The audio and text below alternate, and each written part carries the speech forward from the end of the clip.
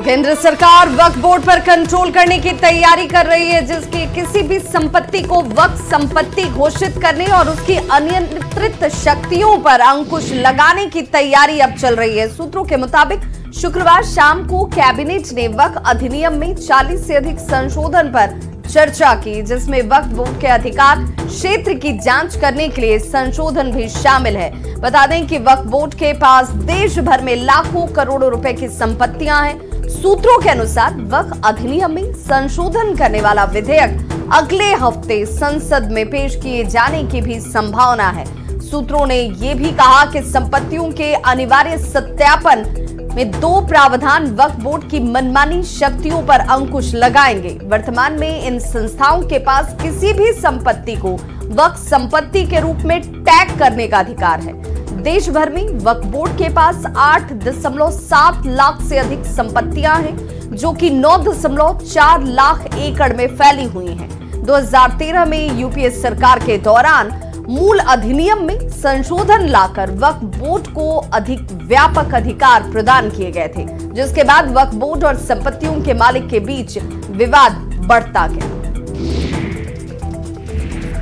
वहीं वक्फ बोर्ड के अधिकारों पर लगाम लगाने की तैयारी चल रही है। केंद्रीय चिराग पासवान ने कहा है केंद्रीय मंत्री ने कि एक बार प्रस्ताव आ जाए किन किन प्रावधानों में बदलाव किया गया है, इसके बाद पार्टी अपना विचार रखेगी। मोदी ने वक्फ बोर्ड में नियमों में बदलाव करने का फैसला लिया है, जिसके लिए वो संसद में भी पेश करेंगे अपना अध्यादेश। एक बार प्रस्ताव सामने आ जाए, उसको पढ़ लिया जाए क्या है, उसके बाद क्योंकि अभी ये जानकारी सामने आई, तो एक बार ये सारी चीज़ें आ जाएं कि उसमें क्या क्या उसमें प्रावधान किए गए हैं, किन किन चीज़ों में बदलाव किया जा रहा है, एक बार उसको पूरी तरीके से पढ़ लिया जाए, उसके बाद पार्टी अपना रुख इस पर रखेगी। वहीं केंद्रीय मंत्री गिरिराज सिंह ने एक बार फिर ममता बनर्जी पर जमकर निशाना साधा। बेगूसराय में गिरिराज सिंह ने ममता बनर्जी की तुलना उत्तर कोरिया के शासक किम जोंग उन से की। गिरिराज सिंह ने राहुल गांधी पर भी जमकर निशाना साधा। अयोध्या में बच्ची के साथ दुष्कर्म की घटना पर गिरिराज सिंह ने कहा कि विपक्ष इस पर बोलना मुनासिब नहीं समझ रहा, क्योंकि आरोपी मुस्लिम है। इस घटना पर राहुल गांधी की जुबान बंद है, लालू प्रसाद, तेजस्वी यादव और अखिलेश यादव की जुबान भी बंद है। सारे टुकड़े टुकड़े गैंग की जुबान इस मसले पर बंद हो जाती है। साथ ही गिरिराज सिंह ने बेगूसराय में खुले में मीट बेचने पर रोक लगाने की अपनी मांग को एक बार फिर से दोहराया। जो घटना घटी है अयोध्या के अंदर नाबालिग बेटी के साथ, वो जिह्वा पर बोलना भी पाप जैसा लगता है, लेकिन आज जुबान बंद है राहुल गांधी का, क्योंकि वो मुस्लिम है। इस अयोध्या के नाबालिग लड़की के साथ दुष्कर्म करने वाला, इसलिए राहुल गांधी की जुबान बंद है, अखिलेश यादव का जुबान बंद है, तेजस्वी यादव का जुबान बंद है, सारे टुकड़े टुकड़े गैंग का जुबान बंद है। और जब भारत के सनातन पर चोट करना होता है, ये सब एकजुट होकर के सनातन को तोड़ने में लग जाते हैं। ममता बनर्जी ने कहा कि अधिकारियों को डंडा से धमकाया भी है, क्या कहेंगे? वो किम जोंग है, कुछ भी कह सकती है। शिवसेना यूबीटी प्रमुख उद्धव ठाकरे के अमित शाह पर दिए गए बयान पर सियासत गर्मा गई है। पुणे में उद्धव ठाकरे ने अमित शाह की तुलना अफगान शासक अहमद शाह अब्दाली से की थी। उद्धव ठाकरे ने बीजेपी पर सत्ता जयाद में शामिल होने का आरोप लगाया। केंद्रीय मंत्री गिरिराज सिंह ने उद्धव ठाकरे पर हमला बोला। गिरिराज सिंह ने कहा कि उद्धव ठाकरे अपनी पहचान अहमद के रूप में खुद खड़ा कर रहे हैं, वोट की खातिर अपने पिता के संस्कार को भूल गए। उद्धव ठाकरे ने मुस्लिम वोट पाने के लिए बाला साहब ठाकरे की पूरी जिंदगी की कमाई को मिट्टी में मिला दिया। जो अहमद बन गया हो, चोरों को सारे नजर आते हैं चोर। जो वोट के खातिर भूल गया अपने पिताजी का संस्कार, जो भूल गया कि पहचान, आज वो अहमद के रूप में खुद खड़े होकर के मुसलमानों के वोट के लिए बाला साहेब ठाकरे की पूरी जिंदगी की कमाई मिट्टी में मिला दी। वहीं केंद्रीय गृह राज्य मंत्री नित्यानंद राय उद्धव ठाकरे पर जोरदार हमला करते नजर आए। नित्यानंद राय ने कहा कि अमित शाह देश के दुश्मनों के दुश्मन हैं। उद्धव ठाकरे कांग्रेस का स्क्रिप्ट पढ़ रहे हैं। हिंदुओं को दुख देकर बाला साहेब ठाकरे की आत्मा को उद्धव ठाकरे ठेस पहुंचा रहे हैं। साजे देश के दुश्मनों का दुश्मन है। देश के दुश्मनों का दुश्मन अमित शाह है। देश के दुश्मनों का दुश्मन। और उद्धव ठाकरे कांग्रेस का स्क्रिप्ट पढ़ रहे हैं और कांग्रेस का स्क्रिप्ट बार बार पढ़कर हिंदुओं को दुख देकर बाला साहब ठाकरे की आत्मा को दुख पहुंचा रहे हैं उद्धव ठाकरे। वहीं एससी एसटी रिजर्वेशन में कोटे के अंदर कोटा और क्रीमी लेयर लागू करने के सुप्रीम कोर्ट के फैसले पर सियासत थम नहीं रही है। चिराग पासवान ने सुप्रीम कोर्ट के फैसले पर असहमति जताई। चिराग पासवान ने कहा कि हमारी पार्टी सुप्रीम कोर्ट में पुनर्विचार याचिका दाखिल करेगी। चिराग पासवान ने यह भी कहा कि अनुसूचित जाति के आरक्षण का आधार छुआछूत है, कोई शैक्षणिक या आर्थिक आधार नहीं है। ऐसे में इसमें क्रीमी लेयर का प्रावधान हो ही नहीं सकता। कोटे के भीतर कोटा कहीं से भी जायज नहीं है। जो ये ऑब्जर्वेशन सुप्रीम कोर्ट के द्वारा आई उस पर हम लोगों की भी असहमति है और इस असहमति को प्रमुखता से हम लोगों ने दर्ज किया है। हम लोग इस बात को लेकर स्पष्ट है कि अनुसूचित जाति का आधार अनटचेबिलिटी है। इसका कोई शैक्षणिक आधार नहीं है, इसका कोई आर्थिक आधार नहीं है और जो शेड्यूल कास्ट कहलाई इनका आधार हमेशा से छुआछूत रहा, अनटचेबिलिटी रहा है। ऐसे में इसमें क्रीमी लेयर का प्रावधान हो ही नहीं सकता। रिजर्वेशन विद इन रिजर्वेशन ये कहीं से जायज नहीं। और लोक जनशक्ति पार्टी रामविलास सुप्रीम कोर्ट में पुनर्विचार याचिका दाखिल हम लोग करने जा रहे हैं ताकि सुप्रीम कोर्ट पुनः अपने फैसले पर। तो पटना में बिहार बीजेपी के नए अध्यक्ष दिलीप जायसवाल की अध्यक्षता में बीजेपी कोर कमेटी की पहली बैठक हुई। बीजेपी ने इस बैठक में 2025 का ब्लूप्रिंट तैयार कर लिया। अगले साल बिहार में होने वाले विधानसभा चुनाव और 4 सीटों पर उपचुनाव भी होने वाले हैं, जिसे लेकर इस बैठक में रणनीति बनाई गई। मिशन 2025 के लिए पार्टी ने कई अहम फैसले इस बैठक में किए। बीजेपी ने सामाजिक समीकरण साधने पर जोर दिया, साथ ही एनडीए के बीच बेहतर समन्वय पर भी जोर दिया गया। पार्टी ने हर वर्ग के बीच अभियान चलाने का फैसला लिया है और पार्टी का मकसद समाज के हर वर्ग में पैठ बनाने का है। कोर कमेटी की बैठक में 4 विधानसभा की सीट पर होने वाले उपचुनाव को लेकर भी चर्चा हुई। उपचुनाव के लिए बीजेपी ने मेगा प्लान भी तैयार कर लिया है। बिहार के इमामगंज, तरारी, रामगढ़ और बेलागंज में उपचुनाव है। तरारी और रामगढ़ से बीजेपी, बेलागंज से जेडीयू और इमामगंज से हम के चुनाव लड़ने की उम्मीद है। बीजेपी ने इसके लिए भी रणनीति तैयार कर ली है। नए और पुराने कार्यकर्ता मिलकर काम करेंगे। बूथ स्तर पर तैयारी मजबूत करने पर जोर दिया गया है। पार्टी समय समय पर संगठनात्मक विस्तार के लिए, अपने सैद्धांतिक अधिष्ठान को आगे बढ़ाने के लिए, अपने पार्टी के जनाधार को बढ़ाने के लिए और ये राज्य में जो सरकार चल रही है बेहतर उपलब्धियां उसको जमीन तक पहुंचाने के लिए और नरेंद्र मोदी जी की सरकार जो केंद्र में एक नया आयाम खड़ा कर रही है उसको जन जन तक कैसे पहुंचे इसके लिए कार्य योजना बैठी।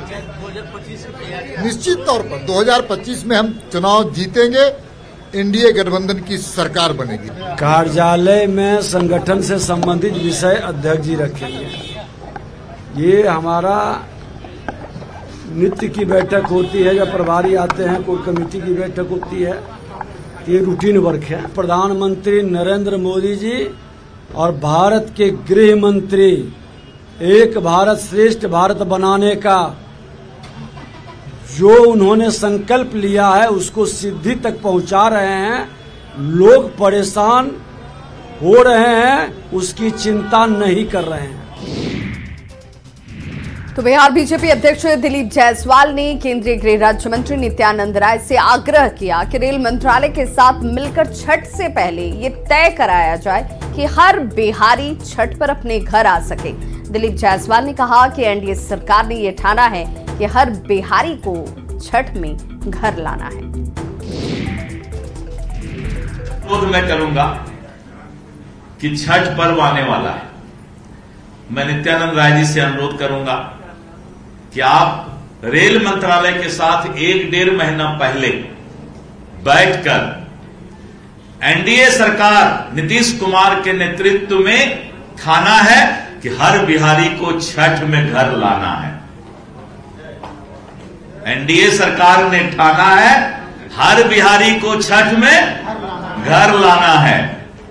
तो नित्यानंद जी यहां बैठे हैं। नहीं, बिल्कुल प्रदेश अध्यक्ष जी माननीय दिलीप जायसवाल जी का आदेश है। मैं यह संवाद लेकर जरूर दिल्ली में पहुंचाऊंगा और मुझको भरोसा है कि जो बिहारी छठ पर्व में यहां आना चाहेंगे ससम्मान उनको बिहार आने और फिर बिहार से अपने काम धंधों में या जहां भी रोजगार में नौकरी में लौटने में उनको कोई असुविधा नहीं होगी। इतनी सुविधा प्रदान की जाए। बिहार में आरक्षण के मुद्दे पर सियासत जारी है। बिहार बीजेपी अध्यक्ष दिलीप जायसवाल ने कहा कि आरक्षण पर तेजस्वी यादव को बोलने का अधिकार नहीं। जब पटना हाई कोर्ट ने बढ़े हुए आरक्षण पर रोक लगाई तो हम लोग सुप्रीम कोर्ट गए। तेजस्वी यादव लोगों को गुमराह कर रहे हैं। तो गांव में बोलते हैं थेथर है। थेथरोलॉजी में जो है असली डिग्री तो ले नहीं पाए, तो एक नया डिग्री मिलता है स्कूल और कॉलेज के बाहर में, उसको बोलते हैं थेथरोलॉजी। जो लोग स्कूल और कॉलेज का पढ़ाई नहीं कर पाते हैं, फेल कर जाते हैं, तो बाहर में उनको एक डिग्री मिलता है थेथरोलॉजी। तो वही थेथरोलॉजी वाले नेता लोग विकास की बात नहीं करके भावनात्मक बात करके समाज को बांट करके आज राजनीति करने की। रांची में हिंदुस्तानी अवाम मोर्चा की राष्ट्रीय कार्यकारिणी की बैठक चल रही है और इस बैठक में केंद्रीय मंत्री और पार्टी के संरक्षक जितन राम मांझी, पार्टी के राष्ट्रीय अध्यक्ष और बिहार सरकार में मंत्री संतोष कुमार सुमन समेत पार्टी के विधायक और पदाधिकारी मौजूद हैं। हम की इस बैठक को झारखंड में होने वाले विधानसभा चुनाव के नजरिए से अहम माना जा रहा है। तो हम विधानसभा चुनाव में झारखंड से चुनाव लड़ने की रणनीति बना रही है और इसके अलावा बैठक में पार्टी विस्तार पर भी चर्चा होगी। पार्टी का फोकस झारखंड होगा और पार्टी की नजर चतरा, पलामू और धनबाद जैसे विधानसभा सीटों पर होगी। एजेंडा यही है कि आपको आने वाले समय जो झारखंड में चुनाव है और पार्टी के विस्तार, किन किन बातों पे उस पर चर्चा होनी है, इसीलिए अंदर मीटिंग चल रही है राष्ट्रीय कार्यकारिणी की। अब उसमें क्या मीटिंग में डिसाइड होता है वो तो ये तो हमारे संरक्षक और राष्ट्रीय अध्यक्ष डॉक्टर संतोष कुमार सुमन माननीय मंत्री जी ही बताएंगे। तो हम समझते हैं कि अभी हम जो हमारी पार्टी का सोच है कि 5-6 ऐसे विधानसभा है जिसको हम टारगेट कर रहे हैं। अगर गठबंधन की बात होती है तो गठबंधन में फिर जितना सीट मिलेगा वो अलग बात है, लेकिन हम अगर हमारा प्रस्ताव आता है आज कि हम अकेले भी लड़ सकते हैं तो उस पर उस संभावना पर भी हम विचार कर सकते हैं। झारखंड में विधानसभा चुनाव को लेकर राहुल गांधी का दौरा बहुत जल्द होने वाला है। कांग्रेस प्रदेश अध्यक्ष का कहना है कि राहुल गांधी का कभी भी दौरा हो सकता है और इसको लेकर पार्टी महासचिव केसी वेणुगोपाल के जरिए राहुल गांधी के समय की मांग की गई है। राहुल गांधी जी को हम लोगों ने रिक्वेस्ट किया है, अपने जो संगठन के प्रभारी हैं केसी वेणुगोपाल साहब के माध्यम से। हमें लगता है जैसे ही सूचना मिलेगी हम लोग उसमें लगे हुए हैं और वो एक देखिए मैं समझता हूं कि बहुत जल्द इसकी सूचना मिलेगी। चूंकि अभी संसद का सत्र चल रहा है, वैसे में उनकी व्यस्तता रहती है। वायनाड में भी इस तरह की बातें आई हैं, पूरे देश में बारिश ने कहर ढाया हुआ है, तो उस निमित्त थोड़ा विलंब जरूर हो रहा है, लेकिन वो बहुत जल्द हम लोगों को उनका कार्यक्रम मिलेगा। तो दिल्ली से प्रधानमंत्री नरेंद्र मोदी का आमंत्रण पूर्वी चंपारण आया है। पूर्वी चंपारण के 405 पंचायत से महुआवा के युवा मुखिया सुनीता देवी को प्रधानमंत्री ने 15 अगस्त पर दिल्ली के लाल किले पर स्वतंत्रता दिवस समारोह में आने का निमंत्रण दिया है, जहां सुनीता देवी को सम्मानित किया जाएगा। सुनीता देवी को यह सम्मान भारत नेपाल बॉर्डर पर बड़ा द्वार बनवाने, मॉडल आंगनबाड़ी केंद्र, साफ सफाई के साथ साथ बेहतर काम करने के लिए दिया जा रहा है।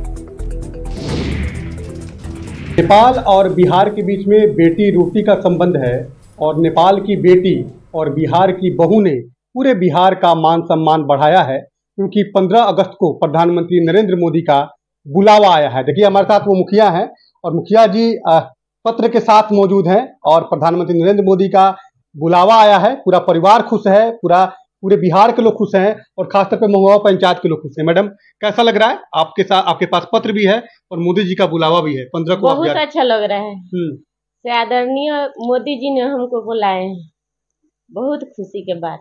आप कभी सोची थी कि प्रधानमंत्री का बुलावा सीधे आ जाएगा, सीधे अब जाइएगा मोदी? नहीं, हम कभी भी नहीं सोचे थे। हाँ, कभी काल मैंने यहाँ आए थे मोदी जी, तो हमको लगा से जाए हम भी मुलाकात करें, कुछ भी मांगे मेरे पंचायत के लिए। तो मुलाकात होगा तो कुछ मांगिएगा पंचायत के लिए? हाँ, पंचायत के लिए बहुत सारा हम कुछ मांगेंगे। कहाँ मायके है आपका? नेपाल में। बिहार में शादी हुआ? हाँ। बेटी रोटी का संबंध है नेपाल? हाँ। अच्छा ये बताइए कि क्या काम किया आपने? अब तो हुआ कि बुलावा आया, लेकिन क्या काम किया कि प्रधानमंत्री का नजर आ गया और आपको सीधे जो है वो बुलावा आ गया? मॉडल आंगनबाड़ी बनाए हैं, हाई स्कूल के बाउंड्री कराए हैं और नेपाल इंडिया पर एक गेट बहुत बढ़िया बनाए हैं, जहाँ से अशोक स्थल हम अपना एथी से पैसा से लगाए हैं। मैंने जो भी लोग नेपाल से बिहार आएंगे या बिहार से नेपाल जाएंगे दरवाजे को, द्वार को देखेंगे इसीलिए। हाँ, जो उधर से आ रहा है लोग जो समझेगा से हम इंडियन में प्रवेश कर। आपके मायके से जो लोग आएगा वो समझेगा हम जा रहे हैं बेटी के यहाँ जा रहे हैं। फिर यहाँ से जाएगा तो लगेगा हाँ नेपाल में हम जा रहे हैं। आगे क्या प्लान, आगे और क्या प्लान बनाए? बहुत सारा हमको काम करना है। पंचायत को मॉडल बनाना है। हाँ, पंचायत को मॉडल बनाना है। एजुकेशन, शिक्षा पे ध्यान देना है। हाँ, शिक्षा पर ध्यान देना है। तो मेरे गांव पंचायत के बच्चे सब खूब अच्छा पढ़ाई करें। बहुत खुश है और मैं पूरे पंचायत की तरफ से देशवासी को, जिलावासी को और आदरणीय प्रधानमंत्री को आभार व्यक्त करता हूं। 15 अगस्त को दिल्ली के लाल किला पे जो कार्यक्रम होगा उस कार्यक्रम में ये शामिल होंगी। मुख्य अतिथि के रूप में प्रधानमंत्री नरेंद्र मोदी की तरफ से मुखिया जी का बुलावा आया है। वैसी स्थिति में पूरे जिले के लोग काफी खुश हैं, क्योंकि जिले की महिला मुखिया दिल्ली के लाल किले पर जाकर अपने जिले का मान सम्मान बढ़ाएंगी। उन्नीस कुमार, न्यूज 18, पूर्वी चंपारण।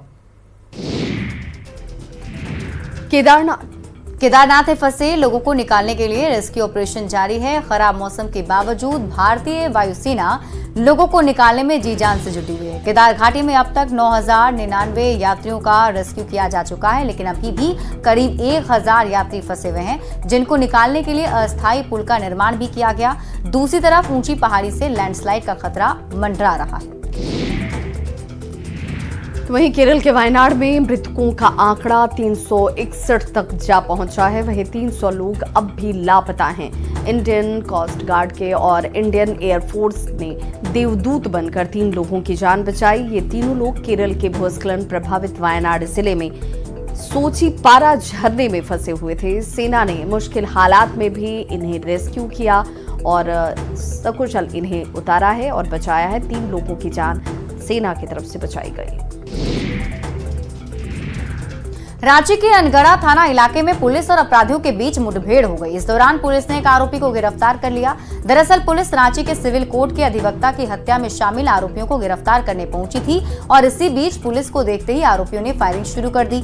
पुलिस ने भी जवाबी कार्रवाई की, जिसके बाद एक आरोपी रोशन के पैर में गोली लगी है। हालांकि दूसरा आरोपी मौके से फरार हो गया।